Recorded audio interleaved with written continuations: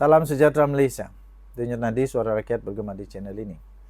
Saya ingin minta pendapat Anda sekalian, tuan-tuan dan puan-puan. Ketika Mahathir menyatakan kalau dia jadi Perdana Menteri sekali lagi, dia tidak akan membuat apa-apa, dia tidak akan menekankan sekatan untuk 3R. Terkejut saya tahu. Terkejut saya. Anda boleh cari itu di Google lah, cari Google saja. Soalan saya sekarang, mana Hadi Awang, mana Muhyiddin Yassin? Kenapa diorang tidak bising? Kenapa diorang tidak bising apabila Mahathir kata begitu? Cubalah bayangkan kalau itu kata-kata itu keluar daripada Lim Kit Siang. Kalau kata-kata itu keluar daripada Lim Guan Eng kah, Lim Kit Siang kah, memang luar biasa akan berlaku itu, memang. Kenapa dorang tidak bising pula? Kenapa dorang tidak bising pula kepada Mahathir? Tegurlah Mahathir tu. Bukankah Hadi Awang mau mempertahankan agama, bangsa, raja-raja? Kenapa biarkan saja Mahathir? Ini bahaya betul Mahathir ni. Tiba-tiba tidak ada, mana boleh? Kan mana boleh? Kalaulah Lim Kit Siang yang cakap begitu, memang huru hara jadinya pas. Bersatu pun huru hara terus. Huru hara terus. Pening. Apa sudah jadi ni? Okey, jadi kerana itu, pada pendapat saya, akhirnya, sampai saya fikir begini tau. Sampai saya terfikir, ini pikiran saja. Mungkin sudah masanya untuk Agung ambil tindakan lah. Ambil tindakan dikeras. Agung perlu untuk pikirkan bagaimana kalau ada manusia-manusia begini yang cuba untuk tidak hormat lagi kepada yang disebut 3R. Macam mana pun kita mau bersuara, tuan-tuan dan puan-puan. Kebebasan macam mana sekalipun, pada saya segala sesuatu ada had dia. Ada limit dia. Dan limit bagi di Malaysia, jangan sentuh 3R itu saja. Kalau itu pun tidak dapat dihormati, susahlah kan. Harap-harap kalau betul-betul Hadi Awang ni hero, betul-betul dia mau jadi hero, tunjukkanlah, pergilah sound Mahathir, kasih sound dia betul.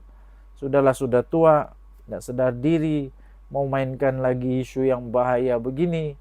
Ini boleh menyemarakkan api kebencian, hasutan untuk perkauman. Masalah, jangan. Kita harus mengelak daripada perkara ini berlaku. Tuan-tuan dan puan-puan yang dihormati sekalian, harap-harap Mahathir jangan lagi keluarkan kenyataan-kenyataan yang berbahaya macam begitu kan.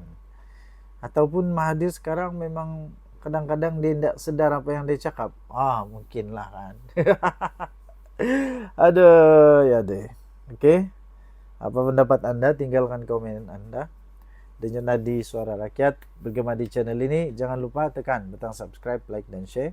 Malaysia kita punya, cinta Malaysia aku, kita jaga kita. Bye-bye. Salam sejahtera Malaysia, selamat petang. Ini satu artikel baru saya terima. Ini artikel memang hebat lah. Tiba masanya kabinet dirombak. Kabinet rombak. Tiba masanya kabinet dirombak, itu soalan dia. Memahami Datuk Sri Rafizi Ramli melalui bait-bait ucapannya, ungkapannya, dan pernah menemu bualnya, beliau seorang yang berpegang kepada prinsip. Apabila beliau kalah kepada Nurul Izzah Anwar dalam persaingan merebut jawatan timbalan presiden dalam pemilihan PKR Jumaat lalu, adakah Rafizi yang sekarang berusia 47 tahun akan melunaskan kesediaannya untuk melepaskan jawatannya dalam kabinet. Menteri Ekonomi itu menyatakan kesediaannya untuk berbuat demikian dalam podcast yang bakar Menteri YBM ketika berkempen pemilihan parti yang disiarkan secara langsung di media sosial pada 10 Mei yang lalu. Okey. Jadi, kalau Rafizi letak jawatan, perlunya ada untuk sekurang-kurangnya satu jawatan kosong di dalam kabinet. Tapi itu dia. Sebelum itu ada lagi beberapa artikel yang saya baca menyatakan ada seorang dua lagi yang sedia mungkin untuk letak jawatan juga kalau kalah.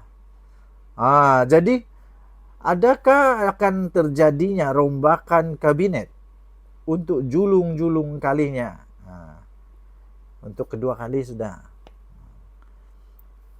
Siapa yang bakal ditukar? Persoalan utama ialah siapa yang layak untuk gantikan Rafizi Ramli sebagai Menteri Ekonomi. Sebagai Menteri Ekonomi, siapa yang layak untuk jadi pengganti dia? Susah juga mau pikir pengganti dia sebenarnya.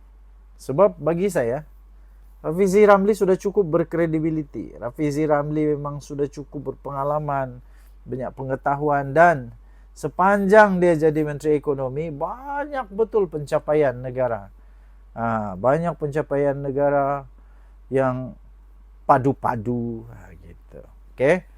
Jadi pada pendapat anda, sesuaikah, perlukah untuk Menteri Kabinet ini di reshuffle atau dirombak? Perlukah? Sesuaikah masa sekarang untuk dirombak? Sesuaikah untuk dirombak? Bagi saya belum sesuai kot. Belum sesuai untuk dirombak.